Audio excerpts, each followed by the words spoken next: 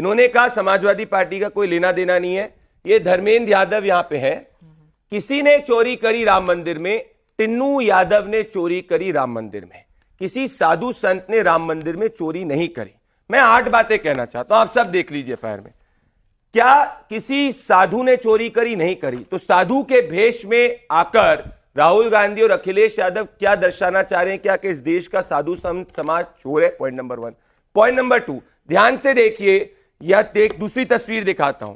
ये साधु के वेश में अवधेश प्रसाद जो समाजवादी पार्टी के मेंबर ऑफ पार्लियामेंट है, एक साधु उनके पांव छूता है। क्या इस देश का साधु कोई सपा के सांसद का पांव छूना सही है? Point number 2। पॉइंट नंबर 3, आगे बढ़िए इस वीडियो के अंदर। यहां पे अगर आप बढ़ेंगे तो ये लोग साधु को कॉलर से पकड़ते हैं और फिर चोर चोर के पीछे नारे लगाते हैं। मैं आप सबसे पूछना चाहता हूं, क्या इस देश के साधु को कॉलर से पकड़ना सही है? चौथी बात, क्या चोर चोर का नारा सही है? उसके बाद पप्पू यादव ये कहते हैं कि हमारे तो खून में ही चोरी है। तो क्या इस देश के साधु संत समाज के खून में चोरी है? अब ये कह रहे हैं कि अगर इनने स्क्रिप्ट करी, मैं एक एग्जांपल देता हूं। सलार गाजी मस्जिद में 100 करोड़ की चोरी हुई, आप सब गूगल कर लीजिए। क्या इनमें से किसी ने एक मौलाना को वहां पे बैठाया पार्लियामेंट के बाहर, मौलाना का कॉलर पकड़ा, मौलाना की टोपी में आए और मौलाना को चोर चोर कहा, या मौलाना ने जाके इनके सर पे करा? नहीं कहना, सर तन से जुदा हो जाता, वोट बैंक हट जाता। ये इनकी स्थिति है। विनाश जी, इनके कड़कड़ में हिंदू विरोध है, इनको चढ़ावा चोरी का मुद्दा उठाना है, उठाएं। सुप्रीम कोर्ट उस मामले में संज्ञान कर, हम 10 जवाब देंगे। पर इस देश के साधु संत समाज को अगर अखिलेश यादव और राहुल गांधी जो चुनावी हिंदू हैं, अगर वो चोर कहेंगे तो जैसे रावण का अहंकार नष्ट हुआ था, इन कालनेमियों रावणों का भी अहंकार नष्ट होगा। एक सेकेंड भाई, बाकी 2 लोग भी आए हैं आपके साथ, समय निकाल के उनको भी चर्चा में शामिल कर लूं। नरेंद्र जी, आजकल क्या हो गया अचानक से, है ना, आपकी पार्टी की भी बात कर रही हूं। मुद्दे होते थे पहले कि भाई एजुकेशन, करप्शन, इंफ्रास्ट्रक्चर, डेवलपमेंट, है ना। आजकल आप भी हनुमान की शरण में सत्संग, कीर्तन, सुंदरकांड, मतलब आप लोगों को भी समझ में आ गया कि सनातन से ही सत्ता है। देखिए पिनाक जी, निश्चित तौर पर देश के मुद्दे तो यही होने चाहिए, शिक्षा, स्वास्थ्य, इंफ्रास्ट्रक्चर, एम्प्लॉयमेंट, इन्फ्लेशन, ये देश के मुद्दे होने चाहिए। लेकिन दुर्भाग्य की बात है कि इन असल मुद्दों पे चर्चा नहीं हो रही।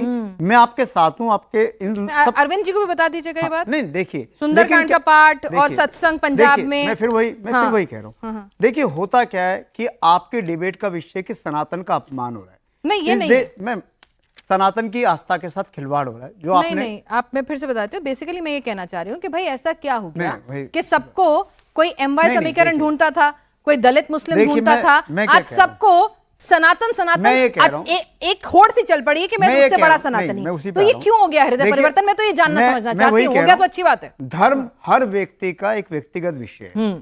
कौन व्यक्ति किस धर्म में आस्था रखता है उसका पर्सनल विषय है, और इस देश में धार्मिक स्वतंत्रता की इजाजत है जो हमारा संविधान देता है। सनातन की आपने बात करी, सनातन का अगर किसी ने सबसे ज्यादा अपमान करा है तो भारतीय जनता पार्टी के लोगों ने करा है, भारतीय जनता पार्टी ने करा है। इस देश में सनातन के नाम पे सरकारें इन्होंने बनाई, इस देश में जो आदमी कहता था राम मंदिर में मस्जिद बना दो, वो सनातन की बात करेगा। दादी और नानी कहती बीच में नहीं प्रदीप भंडारी जी, बीच में नहीं प्रदीप भंडारी जी, बीच में नहीं मैं टोक रही हूँ। अरे एक मिनट, पंजाब में यहाँ पे छात्र बोल रहे हैं पेपर लीक हुआ है, 11 पेपर पंजाब में लीक हुआ है, शिक्षा मंत्री ने इस्तीफा दे दिया। ठीक है, एक मिनट, बीच में मत बोलिए। मैं वही कह रही हूँ, बीच में बोलिए। नहीं भंडारी जी, मैंने तो आपको कुछ बोला नहीं। अरे आपके अलायंस पार्टनर है, बोल दो नहीं होगा अलायंस। नहीं प्रदीप भंडारी जी, अगर ऐसी डिबेट करनी है तो फिर कर लो। नहीं भुवन जी को। नहीं ठीक है भुवन जी, ठीक है, मान गए ना। चलिए आप सबको भाई एक मिनट, सबको क्या एक दूसरे में होड़ है? मैं चाहता हूं, मैंने भुवन जी से गलत सीखा, प्रदीप जी ठीक है, नहीं होगा, मान लिया उन्होंने, मान लिया। देखिए बीजेपी की सबसे अच्छी बात है वो माफ बड़ी जल्दी कर रहे हैं और माफी भी बड़ी जल्दी मांग ले रहे हैं। कोर्स करेक्शन बहुत अच्छा आता है इन्हें। चलिए तो पिनाक जी, मैं ये कह रहा था कि जिस तरीके से लगातार सनातन का अपमान, सनातन के नाम पे सरकारें इन्होंने बनाई, प्रभु श्री राम के नाम पे आज से नहीं, जब से बीजेपी की फाउंडेशन हुई तब से लेके आज तक भगवान श्री राम के नाम पे 2 मेंबर ऑफ पार्लियामेंट से 282 तक चले गए, 240 पे भी आ गए, 302 पे भी चले गए, और 22 राज्यों में भी सरकारें बना ली। लेकिन सनातन का अपमान तब ज्यादा होता है जब राम मंदिर में चंदा चोरी, चढ़ावा चोरी की बातें सामने आती हैं।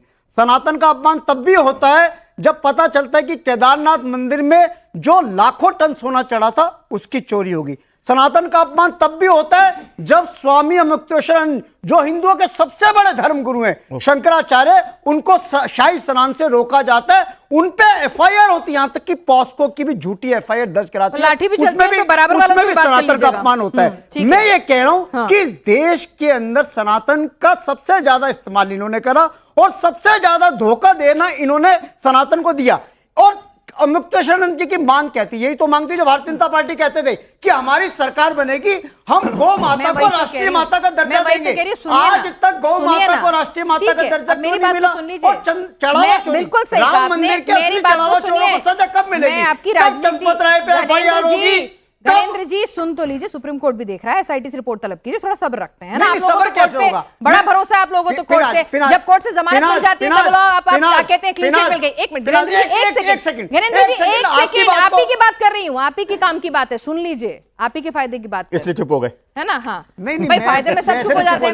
गणेंद्र जी मुझे एक बात बताइए, आपने बिल्कुल सही कहा, इन्होंने बिल्कुल सही कहा, ये तहजीब अगले 40 मिनट तक बरकरार रखनी है सबको। हाँ, चलिए, हाँ सुनिए, अब इन्होंने क्या कहा, इन्होंने, आपने बिल्कुल सही बात की, 2 से ये लोग आज 300 पार हो गए, ठीक है। इन्होंने राम के नाम पर राजनीति की, भाई की इन्होंने कभी शर्मा शर्मी नहीं करी इस मामले में, खुलकर की। प्रधानमंत्री मोदी हो, योगी जी हो, उन्होंने अपना धर्म, जिसे आप कह रहे हैं कि पर्सनल, उन्होंने पब्लिक मंचों पे भी दिखाया, क्रिटिसिज्म हुआ, उन्होंने कहा कोई बात नहीं, हम हिंदू हैं, गर्व से कहते हैं।